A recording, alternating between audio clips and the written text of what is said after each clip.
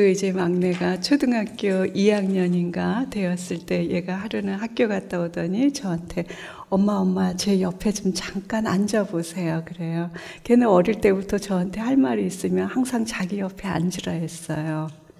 그래서 제가 바쁘지만 걔 옆에 앉았어요. 왜? 오늘은 또 뭔데? 그랬더니 엄마 산수 시간에요 배웠는데요 하나씩 된 거를 10개를 묶으면 한 묶음이래요. 이해하세요? 묶음 단위에 대해서 배워온 거예요. 한 개씩 10개를 묶으면 엄마 그 10개가 한 묶음이래요. 그러면서 얘가 저한테 하는 말이 엄마 그런데 저는 아직 한 묶음이 안 돼요. 뭐예요? 이제 9살이었던 거예요. 이 자리에 앉아 계신 여러분 몇 묶음 되셨습니까? 사실 우리가 열심히 살고 열심히 묶어봤자 10묶을 즈음에서 마무리합니다. 그죠? 긴 듯하지만 그다지 무한정 길지가 않습니다. 그러면 잘 살아야 합니다. 지혜롭게 잘 살아야 합니다. 언젠가 하나님의 부르심 앞에 서서 우리 모두를 각자의 때에 따라 부르실 겁니다. 나의 장례식 날에 사람들이 나에게 어떤 조서를 해주면 좋겠습니까? 죽은 나를 기억하며 이 땅에서 떠나보내며 사람들이 나를 기억할 때, 내 자녀들이 나를 기억할 때, 우리 아버지는 사회에서 유명한 분이셨습니다. 한평생 일을 하셨고, 혁혁한 공로를 세우셨습니다. 그런데 이 아버지는 평생 일만 하시느라 우리가 성장기 때 필요한 아버지의 자리에 늘 빈자리셨습니다. 아버지는 세상적으로 유명한지 모르지만 내 삶에서 아버지는 늘 그림자 같은 존재였습니다. 여러분 이런 조서를 듣고 싶으십니까? 고개 옆으로 흔드셔야죠. 우리 어머니는 정말 그 누구와도 비길 수 없이 세상에 똑똑한 분이셨습니다. 그런 분이 없습니다. 정말 내 삶을 내가 이 대학을 나오기까지 어머니가 다 조종해서 헬리콥터 마음으로 키우셨습니다. 그런데 엄마가 떠나는 이 시간 저는 어머니를 잊고 싶습니다. 우리 엄마는 똑똑한 분이셨지만 그러나 따뜻하지는 않았습니다. 여러분 우리의 자녀들에게 어떠한 조서를 듣기 원하십니까? 그것이 아마 우리 인생의 최종 성적표가 아니겠습니까? 오늘 시편 90편 말씀은 우리에게 어떻게 사는 것이 지혜롭게 잘 사는 것인지 우리에게 가르쳐 줍니다. 우리 시편 90편 10절에서 12절 말씀 다 같이 한 목소리로 큰 소리로 읽겠습니다. 10절 12절에서 12절 시작.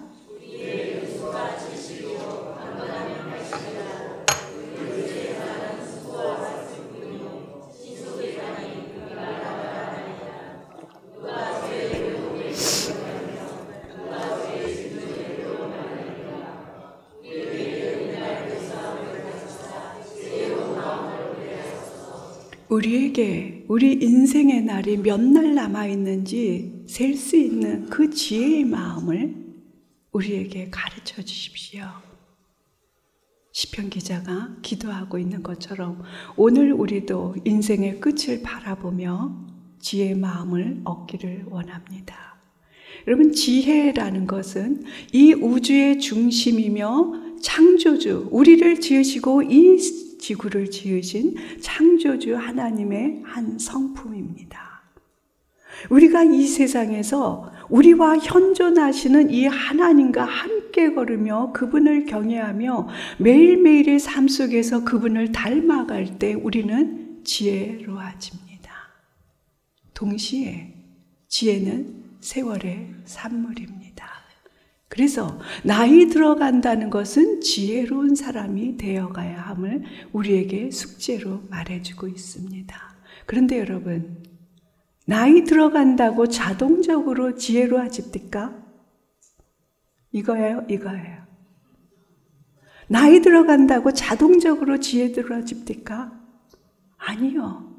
우리 주변에는 지혜로운 어른보다는 오히려 자기 고집과 아집으로 독선에 빠진 어른들이 더 많이 보입니다. 이것이 우리의 현실입니다. 여러분, 그렇다면 교회의 어른이 되어야 될 우리가 어떻게 우리의 자녀들에게, 이 세상의 사람들에게, 젊은이들에게 어떻게 지혜의 사람이 될 수 있겠습니까? 오늘 시편 90편 말씀을 통해서 함께 고민해 보고자 합니다. 여러분, 죄송하지만 차렷 해보실래요? 차렷. 두 분이 안 하셨어요. 다시 차렷.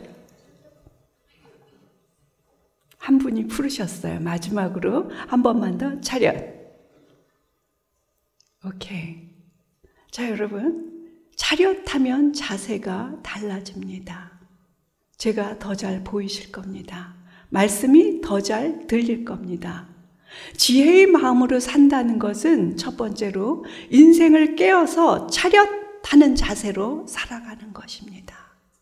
흐리 멍덩하게 그냥 살아있으니까 사는 것이 아니라 인생을 깨워서 어제 살은 삶이라 오늘이 오고 오늘 살았기 때문에 내일이 또 오는 것이 아니라 오늘은 이 삶은 내 일생에서 다시 오지 않는 유일한 날이고 어제 죽어간 이들이 그토록 살기를 원했던 이 한 날이기 때문에 우리는 하나님 앞에서 차렷하는 자세로 인생을 살아가야 합니다. 여러분, 그래서 하루를 차렷하고 깨어서 열심히 살아간 자들은 밤이면 기쁜 마음으로 깊게 숙면할 수 있습니다. 그러나 세월이야 내월이야 하면서 마냥 허송세월한 자는, 하루를 목표 없이 대강산 자는 막상 잠자리에 들어갈 때 잠을 자는 것이 아깝습니다. 내가 이렇게 자도 되겠나? 잠은 자야 되겠는데, 그러나 잠자리에 들었지만 잠이 오지 않고 이것이 쌓이며 불면증에 시달립니다. 여러분, 오늘 성경 말씀은 우리 인생의 연수가 70이요 강건하면 80이라고 얘기합니다. 오늘날 우리 시대에 한 서울대 사학과 교수가 그렇게 얘기합니다. 우리는 재수 없으면 이제 100살도 넘어 삽니다. 무슨 얘기예요? 준비 안 된 장수는 축복이기보다 고통일 수 있다는 얘기예요. 이제 열묶음을 지으면서 우리는 살아갈 수 있다는 얘기요. 그런데 오늘 성경은 우리에게 말하기를, 그렇게 길어 보이던 7, 80년, 100년 이 긴 한평생의 세월도 돌이켜 보니까, 지나고 보니까 마치 바람에 불려 돌아가는 한 줌의 티끌, 먼지와 같다고 고백하고 있습니다. 내가 그 긴 세월들, 헤아릴 수도 없는 그 수많은 날들을 내가 돌아보니까 마치 잠깐 자고 일어난 한숨의 잠과 같다고 고백하고 있습니다. 내 젊은 날, 내가 반짝이며 영화를 누렸는데 그것도 지나고 보니까 마치 저 들판에 꽃이 한 차례 피우다가 그 꽃의 영광이 다 시들어 버려서 말라 시들어지는 꽃의 영광과 같다고 우리 인생을 비유하고 있습니다.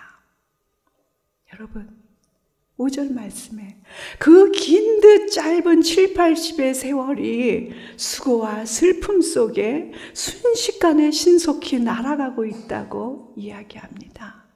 이 시간 우리 가장 점잖은 얼굴로 이 자리에 앉아서 하나님께 예배드리고 있습니다.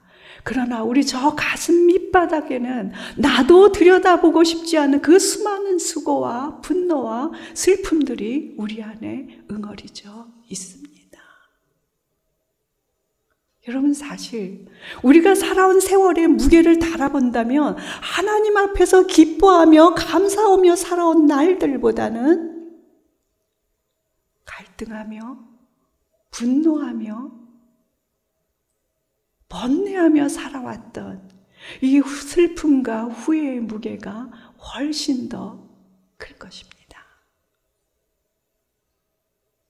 우리는 돌이킬 수 없는 세월 앞에 서 있습니다. 우리가 이 세월의 짧음을 민감히 깨달을 때 우리는 인생을 더욱 값지게 살아갈 수 있습니다. 우리가 깨어서 인생을 바라본다면 우리가 살아가는 이 매일의 일상적인 그 삶 자체가 하나님께 드려지는 거룩한 예배입니다. 여러분, 교회에 오셔서 드리는 새벽 예배, 주일 예배, 수요 예배, 이것도 하나님 앞에 드려지는 거룩한 예배이지만 그 나머지 시간들에 내가 살아가는 삶의 현장에서 아이를 키우는 거, 밥을 하는 거, 설거지하는 거, 사람을 만나는 거, 버스를 타고 직장에 가는 거, 가서 돈을 버는 거, 이 모든 것, 청년들은 공부하는 거, 연애하는 거, 이 모든 것들이 거룩한 하나님께 드려지는 삶의 예배라고 주님은 우리에게 가르쳐 주시고 있습니다. 언제 깨어있을 때 우리는 삶의 순간순간들이 교회에 올 때만 예배가 아니라 내가 숨쉬며 살아가는, 내가 깨어서 잠자는 그 모든 순간까지 24시간 내내 그리스도의 성령을 모시고 살아가는 주께 예배로 드려야 되는 삶의 예배인 것을 우리에게 가르쳐주고 있습니다. 여러분, 그렇기 때문에 순간순간을 지혜롭게 잘 사셔야 됩니다. 세상에서 엉터리로 살아놓고 그것이 죄송해서 교회에 와서 주님 죄송합니다. 언제까지 여러분 이 말 하실 겁니까? 물론 안 하는 것보다야 낫겠지요. 우리가 깨어있을 때 우리는 현재의 순간에 충실하게 살아감을 배웁니다. 사실 우리들은 이만큼 살았음에도 불구하고 5묶음, 6묶음, 7묶음 살았음에도 불구하고 이제 더 이상 묶을 것이 하나가 남았을지 아니 몇 개가 남았을지 모르는 이 끝이 보이는 이 순간에도 우리는 잘 살아야지 결심은 하지만 이제껏 살아왔던 대로 습관의 법칙을 따라 살아갑니다. 그래서 나를 사랑하지 못합니다.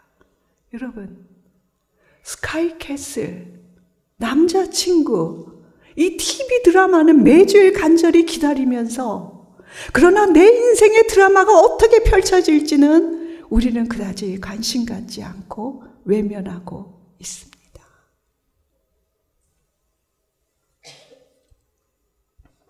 어제 살았듯 오늘을 살고 그렇게 내일도 당연히 살아가리라 우리는 생각합니다.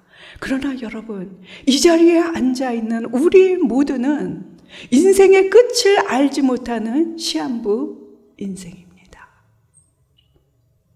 지나간 젊음을 못내 아쉬워하고 다가올 죽음을 두려워하면서 염려 속에서 세월을 보내는 것은 하나님께서 우리에게 선물로 주신 이 삶의 엄청난 낭비입니다. 깨어있을 때, 인생을 깨어서 순간순간을 살아갈 때 우리는 지금 여기에서 이 순간에 충실한 삶을 살아가게 됩니다. 잘 살아간다는 것은 과거에 살아가는 것이 아니라 다가올 미래를 염려하면서 살아가는 것이 아니라 here and now, 지금 여기에서 하나님과 더불어 함께 순간의 삶들을 충실하게 살아가는 것, 이것이 바로 지혜롭게 살아가는 겁니다. 여러분, 깨어있을 때 우리는 그동안 깨닫지 못하고 흘려보냈던 이 일상생활, 평범한 이 일상생활이 얼마나 소중한 선물인지 발견하게 됩니다. 깨어있을 때, 깨어서 하나님과 함께 걸어갈 때 우리는 아무리 힘든 삶의 순간에도 우리와 함께 하시는 하나님의 희망, 삶의 신비를 발견할 수 있습니다. 깨어있을 때 우리는 매일매일 살아가는 삶이 당연한 것이 아니라 우리를 향한 하나님의 너무나 놀라운 축복의 선물임을 깨닫게 됩니다. 여러분, 선물 받으면 좋잖아요. 이따 저 갈 때 선물 주세요. 제가 얼마나 좋아하겠어요. 그죠, 여러분? 살아가는 게 선물을 주고받는 기쁨이 있을 때 행복하잖아요. 산다는 게 별건가요? 뭐예요? 하나님이 날마다 새로운 태양을 떠올리시면서 새날을 우리에게 선물로 주고 계세요. 이 선물을 우리는 두 손으로 공손히 받으며 이 선물을 값지게 살아나야 되는데, 어제도 받았고 오늘도 받았고 내일도 받을 것이고, 그렇게 7묶음 8묶음을 묶다 보니까 이것이 선물인 줄 모르고 당연히 흘려보내고 있다는 거예요. 아니요. 선물은 값지게 받으셔야 돼요. 그분이 값주고 사신 선물이기 때문에 우리는 값지게 받고 값지게 살아야 한다는 겁니다. 여러분, 그러할 때 삶이, 지금 내 숨쉬고 살아가는 이 삶이, 내 곁에 더불어 살아가는 이 사람들이 문제가 있음에도 불구하고, 커다란 슬픔이 있음에도 불구하고 소중한 선물인 것을 깨달을 때 우리는 진정 감사할 수 있습니다. 내가 그토록 바라는 기도 제목이 이루어져서 감사하는 것이 아니라, 내가 그토록 원하던 것을 손에 얻었기 때문에 하는 조건적인 감사가 아니라,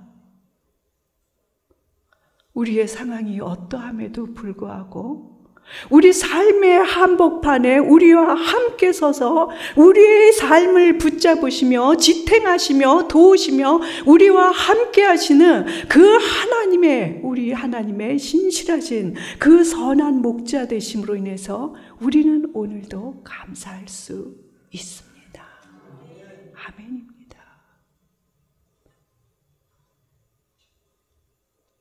여러분, 저처럼 아이 셋인 엄마가 어느 날 유방암 말기라는 것을 알게 됐습니다. 한평생 열심히 아이를 키웠는데, 다른 데 눈 안 돌리고 열심히 살았는데, 한 달 동안 하나님께 물었습니다. 하나님, 왜죠? 왜죠? 왜죠? Why me? 라고 물었어요. 너무 억울했어요. 이제 아이들도 키웠고 이제 살만한데 왜죠? 그런데 이 친구가 한 달이 지나서 그런 고백을 저한테 합니다. 나는 아프고 나서야 삶이 선물인 것을 깨달았습니다. 내가 아프기 전에는 삶이 이렇게 소중한 것인 줄 몰랐습니다. 암으로 인해 내 삶의 목표는 이제 내일이 아닌 오늘에서도 지금 이 순간을 최선으로 살아내는 것입니다. 나의 삶을 함께 걸어가는 사람들, 이 아름다운 생명의 순간들, 오늘 여기에 존재할 기회를 주신 하나님께 감사합니다. 아침이면 들려오는 저 아름다운 새소리, 나는 그 수많은 세월 동안 아프기 전에는 듣지 못했습니다. 그런데 이제 아프고 나니까 아침에 새소리가 들립니다. 이 추운 겨울을 견뎌내고 1월에 피어나는 저 공원길에 매화가 보입니다.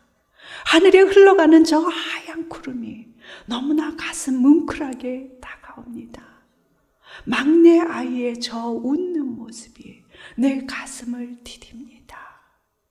나의 생명, 그리고 지금까지 인생이 나에게 가져다 준 그 모든 것들, 나와 함께 인생길을 걸어주신 하나님, 나는 이제 감사할 수 있습니다. 아프고 나서야 나는 삶이 선물인 것을 깨닫게 되었습니다. 제 친구의 고백입니다.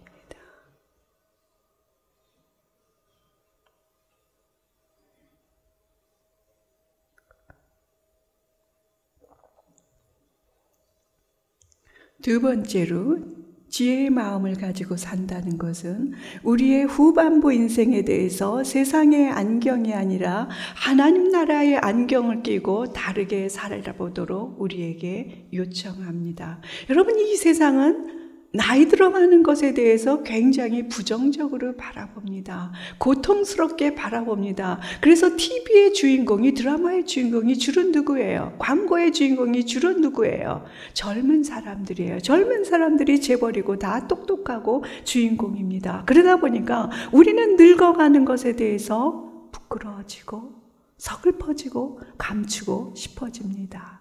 여러분, 이 세상은 어떻게 해서든지 조금이라도 더 젊게 보이려고, 늙어 보이지 않으려고 애를 씁니다. 건강식품을 먹어보기도 하고, 열심히 빨간 옷을 입어보기도 하고, 열심히 염색을 해보지만 가려지지 않는 것들이 있습니다. 여러분, 세상은, 우리가 살아가는 이 자본주의 세상은, 소비주의 시대의 세상은 우리의 영성마저 소비주의로 바꾸고 있습니다. 그래서 이 세상은 우리로 하여금 인생 내면의 삶에 들여야 할 에너지를 밖으로 왜곡시키게 만들고 있습니다. 우리가 시간을 들여서 집중해서 하나님과 그 말씀을 바라보지 않는 한 우리는 세상에 노출된 가운데서 세상의 안경을 끼고 나를 죽을수래 바라보게 됩니다. 여러분, 나이 들어간다는 이 세월의 무게는 사랑의 무게, 존재의 무게로 비례해야 합니다. 뭐로 비례해야 돼요? 대답 안 하신 집에 못 가세요. 우리가 나이 들어가는 이 세월의 무게는 사랑의 무게, 존재의 무게와 비례해야 됩니다. 그런데 우리는 몸무게에만 신경 쓰고 있습니다.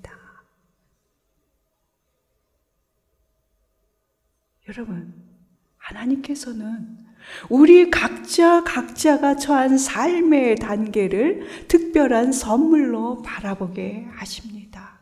우리가 주요, 창조주요, 구세주라고 고백하는 우리의 주님 하나님은 우리가 갓 태어난 어린 아가의 하나님이십니다. 우리가 믿는 하나님은 질풍노도의 사춘기를 지나는 이 청소년들의 하나님이십니다. 우리가 믿는 하나님은 이제 대학을 들어가고 직장을 갖고자 고민을 하며 그래서 결혼을 하고 새롭게 가정을 꾸리는 젊은 이들의 하나님이십니다. 동시에 우리가 믿는 하나님은 서서히 자녀를 떠나보내고 인생의 빈 둥지를 경험하며 서글픔이 밀려오는 이 중장년기의 하나님이시기도 합니다.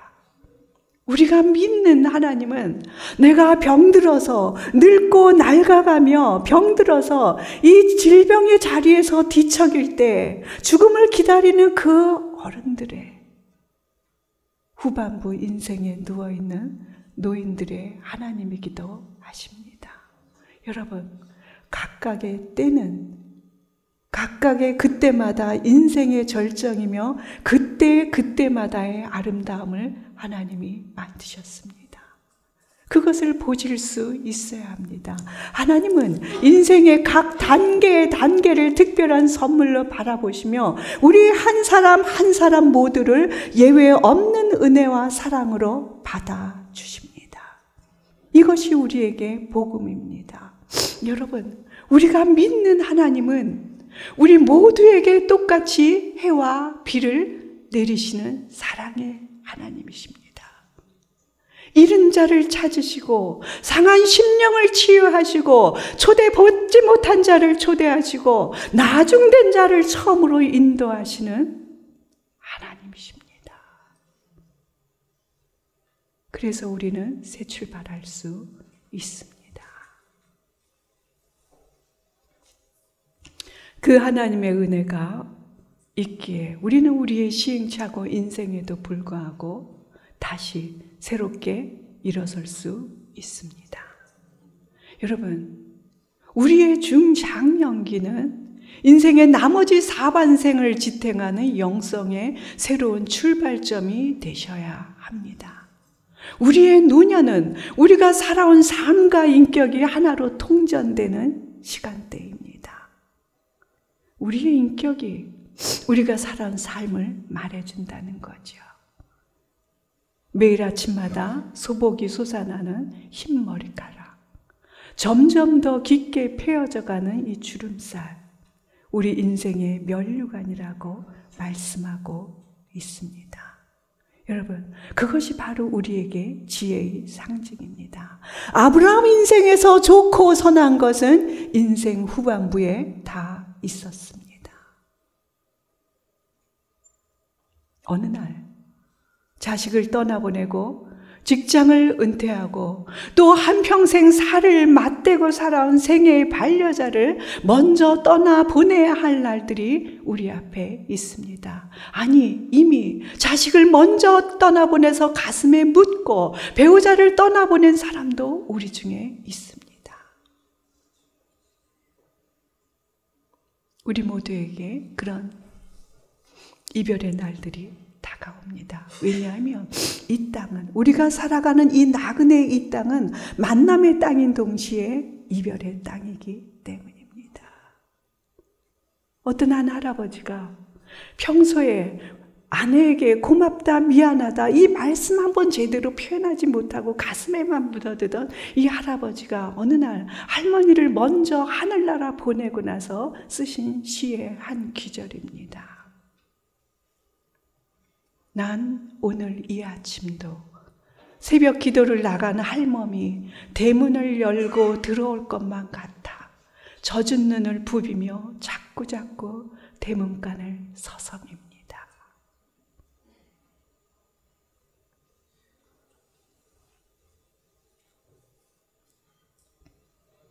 우리는 살아가면서 우리의 의지와 통제를 넘어서는 이 뼈를 깎는 소모적인 슬픔을 경험합니다. 그런데 여러분, 이 엄청난 삶의 변화를 통해서 우리에게 오는 이 슬픔은 다만 소모적인 쓸모없는 슬픔이 아니라는 거예요. 하나님 은혜 안에서 하나님과 함께 걸으면 우리의 이런 뼈를 깎는 듯한 슬픔과 아픔도 하나님 앞에서 우리의 인생을 영롱한 진주처럼 빛나게 해주고 우리의 인생을 깊게 만들어주는 창조적인 슬픔이 될 수 있습니다. 여러분, 궁극적인 인생의 아름다움은 한 사람의 인격과 영혼의 깊이에서 우러나옵니다. 내가 입은 명품과 이 밍크코트와 내가 들은 명품 백과 거기에서 나의 인격의 깊이가 아름다움이 우러나오는 것이 아니라 내가 만든 몸짱에서 나오는 것이 아니라 한 사람의 진정한 아름다움은 그 사람이 한평생 살아온 인생의 그 깊이, 그 사람의 영혼의 깊이에서 그 사람의 진정한 아름다움이 드러납니다. 이 아름다움은 그 어떤 것도 박탈할 수 없는 우리 존재의 아름다움입니다. 그래서 우리의 노년은, 우리의 후반부 인생은 늙고 서글퍼지고 추해지는 것이 아니라 나이 들어가는 우리의 이 노년은 하나님 앞에서 우리의 삶이, 우리의 인격이, 우리의 인생이 완숙되어 가는 때입니다. 그래서 시편 92편에서 말씀합니다. 저는 늙어도 결실하며 진액이 풍족하고 그 빛이 청청하여 여호와의 정직하심을 나타내는 자로다. 여러분, 오늘 가서 이 말씀을 찾아보십시오. 그리고 암송하십시오. 그리고 이것이 나의 남은 삶의 모토가 되게 하십시오. 세 번째로, 지혜의 마음을 가지고 인생을 살아간다는 것은 우리가 좀 더 단순해지는 것을 의미합니다. 여러분, 단순해진다는 것, 이 심플 마인드를 가진다는 것은요, 이제껏 분주하고 바쁘던 삶에서 이제는 어떻게 해야 돼요? 바쁜 거 대신 중요한 거를 선택하셔야 됩니다. 우리는 한평생 분주하게 살아왔습니다. 그것이 무엇이든 간에 열심히 살아왔는데 일곱 묶음이 되어도 바쁘긴 바빴는데 뭔가 해놓은 것도 없고 중요한 것 이룬 것이 없습니다. 이제는 어떻게 하셔야 돼요? 지혜롭게 산다는 것은 바쁘고 분주한 삶 내려놓고 하나님 앞에서 뭐가 좀 더 본래적이고 중요한 것인지 이것을 분별하고 선택하셔야 됩니다. 단순해진다는 것은 이제 관심사를 바깥에서, 외부의 시선에서 자신의 내면으로 이동하는 겁니다. 단순해진다는 것은 그동안 메어달리던 모든 일과 관계로부터 한 걸음 물러서서 자신의 내면의 소리, 내 마음을 통해서 외쳐지는 하나님의 소리를 듣는 시간입니다.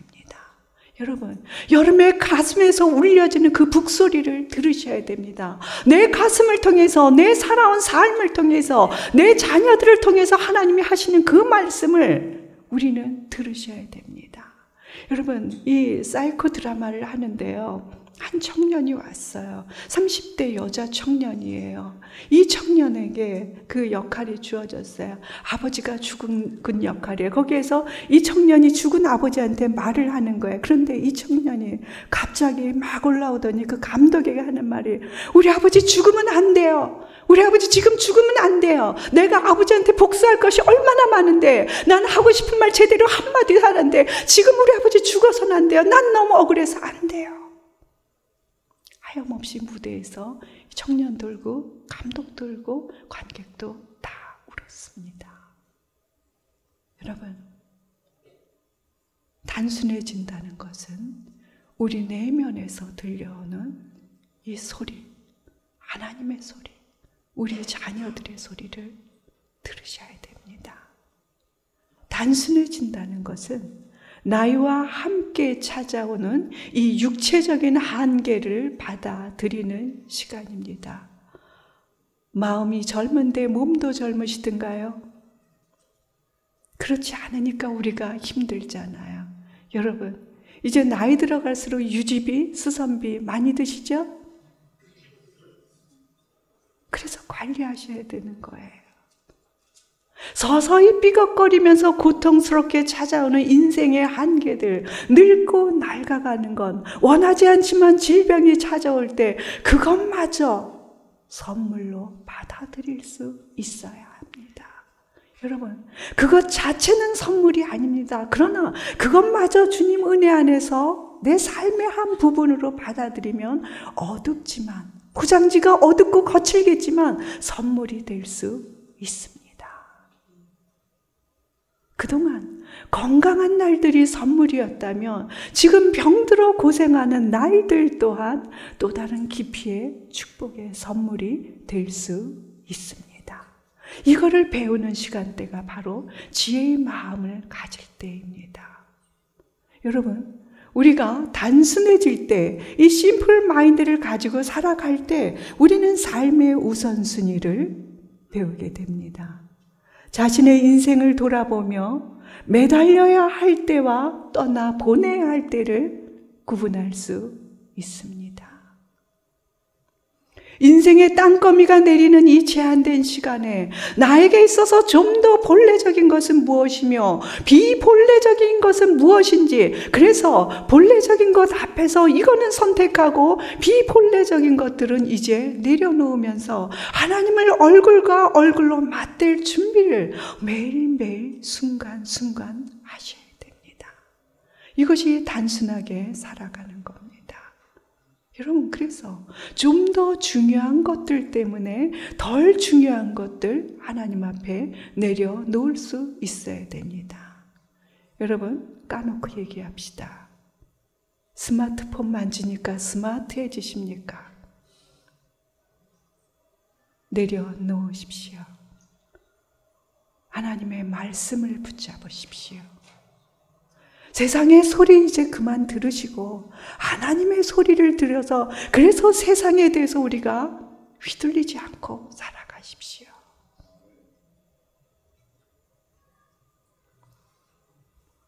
하나님을 얼굴과 얼굴을 맞대고 뵐 날을 기다리면서 이제는 우리는 욕심과 분노를 내려놓고 우리의 근본인 사랑으로 돌아가야 할 때입니다. 돌아가셔야 됩니다. 사랑을 붙드셔야 할 때입니다. 여러분, 저랑 성경 공부하시던 한 권사님, 70대 권사님, 참 젊게 사시는 분이에요. 그분이 저한테 어느 날 꿈 얘기를 해. 교수님, 제가 요즘 꿈을 꾸면 계속 이런 꿈을 꿔요. 제가 버스를 타고 어딘지를 모르고 하염없이 목적지도 모르고 가는데 이제 내가 내려야 될 때가 됐는데 사람들은 내 앞에 계속 서 있고 내 손에는 봉지 계속 너무 많은 봉지를 들고 있어요. 이걸 다 들고 내려야 되는데 사람들은 많고 나는 너무 많은 봉지를 들고 있어서 내 목적지에 내리지 못하고 자꾸 정거장을 지나치고 후회하고 있어요. 도대체 이 꿈이 뭐죠? 70 중반의 한 권사님의 고백이었습니다. 뭐예요? 인생을 열심히 살아왔는데 뭐예요? 돌이켜보니까 봉지 불필요한 삶에서 이제 내려놔도 될 것들, 목적지가 이제 가까이 오는데 인생의 장애물은 여전히 있어서 나는 그 봉지들을 들고 내리지 못하는 자기의 그거를 무의식이 보여주는 거지요. 이제는 내려놓으셔야 된다는 거죠. 여러분, 제가 존경하는 한 권사님이 제가 유학 다녀왔을 때 저한테 그러셨어요. 제가 유학 다녀왔다고 물으면서 학교에서 신학생들 가르칩니다. 이야기하면서 신학생들이 참 가난해요. 어떤 학생은 겨울이 됐는데 보일러를 틀 돈이 없어. 이제 돌 지난 아이가 있는데 보일러를 틀 돈이 없어서 이불을 있는 대로 켜켜이 깔고 거기에 자기들이 눕고 그 베이에, 아빠 베이에 아이를 올리고 그 겨울에 잔답디다. 제가 그 학생의 페이퍼를 읽으면서 가슴이 참 아팠어요. 그래서 저는 우리 학생들에게 장학금을 좀 만들어줘야겠다 생각을 해요. 저는 지나가는 말로 그 권사님께 말씀을 드렸어요. 그랬더니 이 권사님이 어느 날 한 주가 지나서 저한테 전화를 하셨어요. 교수님, 구좌번호 불러주시겠습니까? 신학생들을 위해서 좀 써주십시오. 그래서 불러드렸어요. 얼마가 입금된 줄 아십니까? 이게 벌써 17년 전의 일인데요. 1,200만 원이 입금이 되어 있었습니다. 그분은 평범하게 살림하는 분이셨어요. 제가 너무 놀라서 전화를 걸었어요. 권사님, 공을 누르시다 하나를 잘못 누르신 것 같아요. 어떻게 이렇게 큰 돈을 보내실 수 있어요? 제가 여쭤보았어요. 그랬더니 권사님께서 하시는 말씀이, 교수님, 1,200만 원 맞습니다. 제가 한평생 중요한 일에 쓰려고 모아둔 돈이었습니다. 한 달 후에 제 아들 결혼식이 있지만 그 아들의 결혼보다 저는 하나님 나라의 신학생을 제대로 키워내는 일이 더 중요하다고 생각합니다. 그래서 제 저금 통장을 헐었습니다. 제가 젊은 날에는 저는 열심히 신앙생활했고 그래서 10분의 1 그 11조만 하나님의 것인 줄 알았습니다. 그런데 이제 머리에 희끗희끗 흰머리가 나고 제 삶이 이제 끝자락을 바라보면서 제가 배우는 것은 나머지 10분의 9도 하나님의 것이라는 것을 세월이 지나서야 깨닫습니다. 귀하게 우리 신학생들을 위해서 사용해 주십시오. 여러분, 그렇게 해서 저희가 모으기 시작한 돈이 1억 5천이 되어갑니다. 가난한 신학생들에게 정말 하나님 살아계시냐고 신학 공부를 하러 왔지만 그 하나님에 대해서 확신이 없는 저희 학생들에게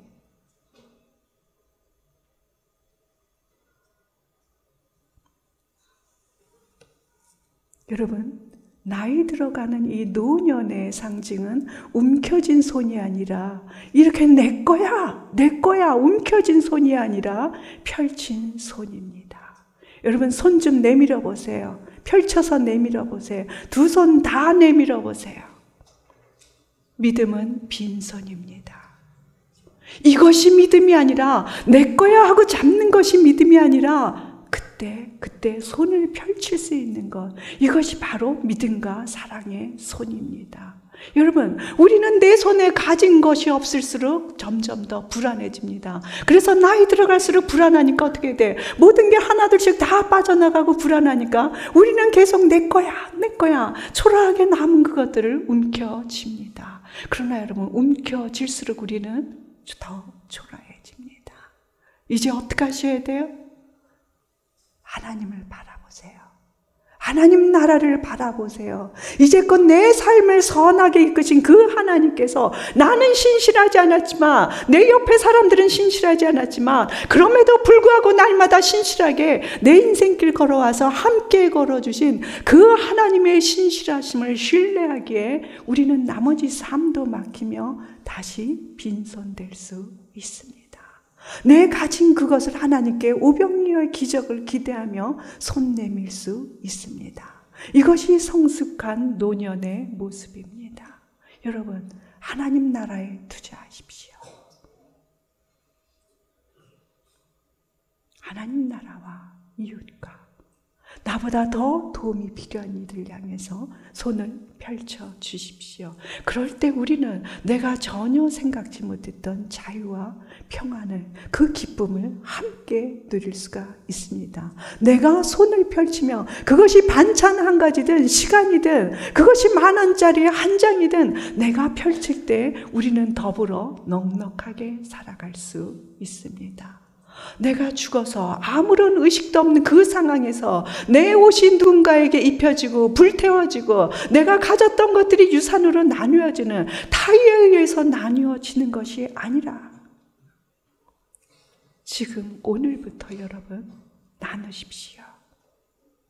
살아있을 때 나눠서 받는 자들의 기쁨과 그 기적을 보시면서 하나님께서 이걸 사용해서 오병이어의 기적을 일으키시고 생명을 살리시는 그 기적에 함께 동참하시길 바랍니다. 우리가 죽어서 입는 수의에는 주머니가 없습니다.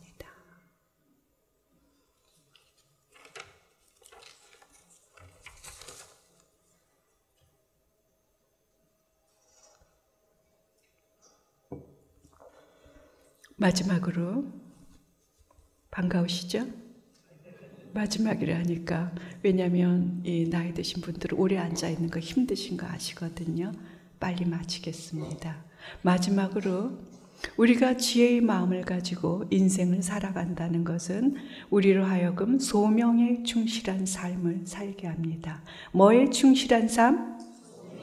소명에 충실한 삶. 한 번 더. 뭐에 충실한 삶? 소명은 앞에서 가르치는 사역자에게만 있는 것은 아닙니다. 우리 각자 이 땅에 하나님께서 보내실 때 우리 각자 모두의 소명이 있습니다.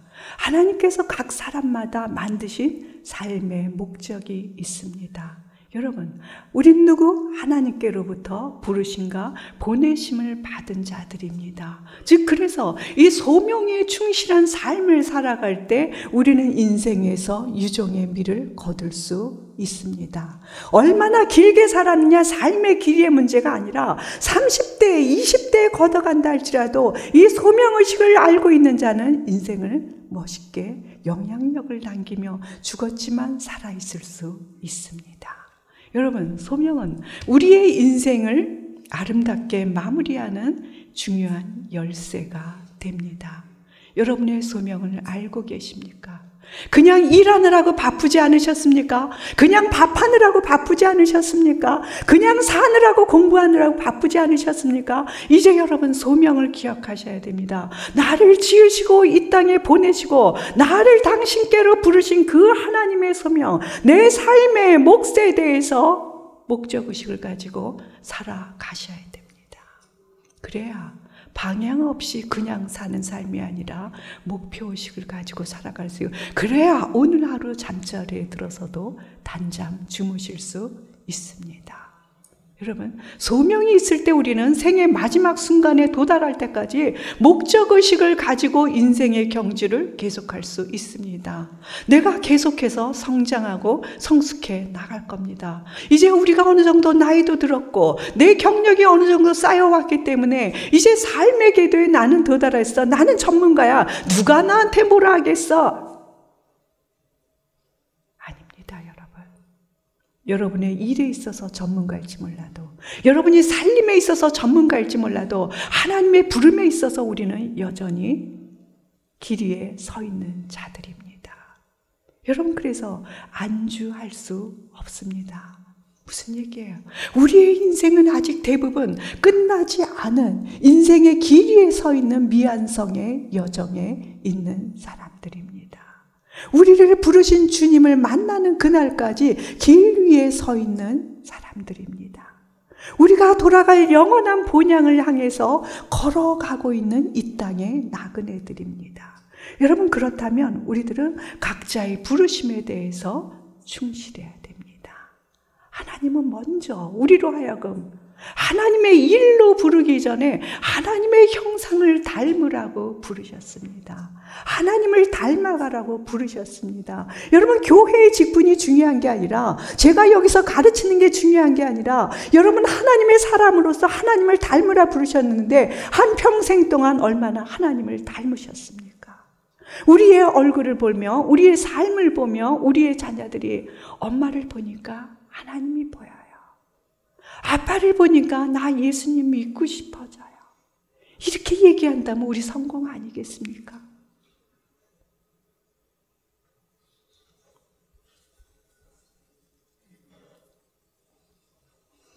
우리 인생을 향한 하나님의 부르심에는 끝이 없습니다. 우리가 직장에서 은퇴했다고 해서 우리의 소명에서 은퇴한 것은 결코 아닙니다. 자녀들을 다 떠나보냈고 살림에서 내가 손을 놨다고 해서 내 소명에서 은퇴한 것은 아닙니다. 때로 우리는 원하지 않지만 병에 걸릴 수 있고 실직할 수 있습니다. 그러나 그렇다고 해서 내가 소명마저 잃어버린 것은 아닙니다. 그 모든 것이 종말을 맞이할 때에도 우리의 소명은, 그 하나님을 얼굴 맞대고 만나는 그날까지 우리의 소명은 끝나지 않았습니다. 그리스도인으로서 생명을 살리고 생명을 부욕해 하는 일, 그것이 밥을 하는 일이든 살림을 하는 일이든 청소를 하는 일이든 나가서 내가 건축을 하든 돈을 벌든 아파트 경비를 하든 마당 하나를 쓸든 우리의 소명, 생명을 살리고 부욕해 하는 우리의 소명은 끝나지 않았습니다. 내가 병자리에 누워서 아무것도 할 수 없는 그 순간에도 우리는 선한 영향력을 미칠 수 있습니다. 왜? 소명의 사람들이기 때문입니다. 한 유명한, 세계적으로 유명한 작가가 인생 말년에 자신의 삶을 고백하며 말을 합니다. 나의 삶은 사람들이, 세상이 나에게 던져준 숱한 명예에도 불구하고 결국 돌아보니 쟁기로 바다를 가는 너무도 허무한 삶이었습니다. 라고 고백합니다. 그토록 유명한 작가가. 여러분, 쟁기로 한평생 밭을 가는 것도 힘들고 고달픕니다. 그런데 그토록 유명한 유명세에도 불구하고 내 그 아름다웠던 화려했던 그 삶을 돌아보니, 이제와 인생 끝부분에 와서 돌아보니 내 삶은 쟁기로 바다를 가는 것 같은 허망한 삶이었다고 고백하고 있습니다. 우리의 삶 역시 이렇지 않겠습니까? 쟁기로 어떻게 바다를 갈겠습니까? 그게 얼마나 무모한 짓입니까? 그런데 열심히 살아왔는데 살아온 삶을 돌이켜보니, 끝자락에 와서 돌이켜보니 이렇게 무모하게 내가 어리석은 자였어요. 그 고백을 하는 거죠. 지금 이 순간에도 수많은 사람들이 너무나 열심히 쟁기로 바다를 갈고 있습니다. 그 허망함에 문득 눈을 떴을 때 그것이 견디기 힘들어서 한강에 가서 던지기도 하고, 저 아파트 고층에서 던지기도 하고, 그렇게 삶을 허망하게 마무리하는 소식들을 우리는 듣고 있습니다. 여러분, 이 시간 우리는 주님을 바라보며 진지하게 기도하셔야 됩니다. 인생의 뒤안길에 서서 소외감과 상실감에 빠져드는 자신을 향해 내 영혼아, 내가 어찌하여 낭망하며 어찌하여 불안하여 하는고, 너는 하나님을 바라라. 너는 살아계신 하나님을 바라라. 나는 내 얼굴을 도우시는 내 하나님을 오히려 찬송하리로다. 이 고백이 우리 모두의 고백이 되어야 됩니다. 세상 앞에서 너무도 초라한 내 성적표를 받아들고 내 인생이 무너지고 비교해보면서 쓸쓸하고 서글퍼질 때마다 이 시편 말씀을 여러분 자신에게 우리는 외쳐대야 됩니다. 암송 수시로 암송해야 됩니다. 너는 하나님을 바라라. 내 얼굴을 도우시는 하나님을 나는 오히려 찬송하리로다. 여러분, 그리스도인에게 있어서 죽음은 우리를 부르신 그 아버지를 만나는, 얼굴과 얼굴을 맞대는 인생의 절정입니다. 죽음은 이 나그네가 고달픈 평생의 여정을 마치고 우리를 품에 안으실 그 아버지 품으로 돌아가는 마지막 부르심입니다. 설레임의 길입니다. 그날이 오기까지 우리 각자는 이 부르심의 길을 완주하셔야 됩니다. 남편이 대신 살아주지 않습니다. 내가 걸어가야 될 삶의 몫입니다. 자식이 대신 해주는 거 아닙니다. 내가 하나님 앞에서 걸어가야 될 나의 삶의 몫입니다. 그날이 오기까지 우리는 이 부르심을 완성하실 주님을 바라보며 피곤한 무릎을 일으켜 앞으로 나아가고 또 나아가셔야 합니다. 우리 각자는 인생을 완주할 장거리 마라톤 주자들입니다. 여러분, 지금 여러분에게 힘이 있으면 그 힘을 움켜쥐는 데 쓰지 말고 나누십시오. 그것이 돈이든 시간이든 반찬 한 가지든 여러분이 가진 옷이든 여러분의 재능이든 나눠 주십시오. 우리가 빈손이 될 때 옆에서 생명이 피어납니다. 하나님의 나라가 확장되어 갑니다. 여러분, 그래서 우리가 오늘 그리스도의 향기로 드려질 때 곳곳에서 생명이 살아나는 것을 경험하시기를 바랍니다. 우리에게 남겨진 삶과 인격이 그리스도의 향기로 주변에 아름답게 드려지기를, 우리의 전 삶이 하나님께 부끄럽고 부족하지만 주님이 은혜를 부으시면 오병이어의 기적이 일어나고 이것이 하나님 앞에 거룩한 예배의 삶으로 드려질 것입니다. 여러분, 우리의 헌신된 오늘이 우리 자녀들이 살아갈 내일이고 미래입니다. 오늘 우리의 선택이 바로 나의 내일입니다. 이제는 좀 더 본래적인 것을 선택해 주십시오. 자신의 부르심을 향해서 열심히 하루를 살아간 자는 저녁 무렵에 저 지는 해를 바라보면서 그 석양의 아름다움을 맛볼 여유가 있습니다. 잠자리에 편하게 들 수 있습니다. 우리 인생의 시행착오에도 불구하고 나를 부르시는 그 부르심을 향해서 믿음으로 달려간 자는 그 마지막 날에 마지막을 향해 갈수록 서글픔과 분노가 아니라 안식과 감사와 기쁨으로 인생의 황혼을 맞이할 수 있습니다. 여러분, 우리에게 주신 생명의 날들이 선물이라면 다가올 죽음 역시 하나님의 영화로운 선물이고 부르심이라는 것을 기억해 주십시오. 오늘을 잘 살아야 우리는 내일 잘 죽을 수 있습니다.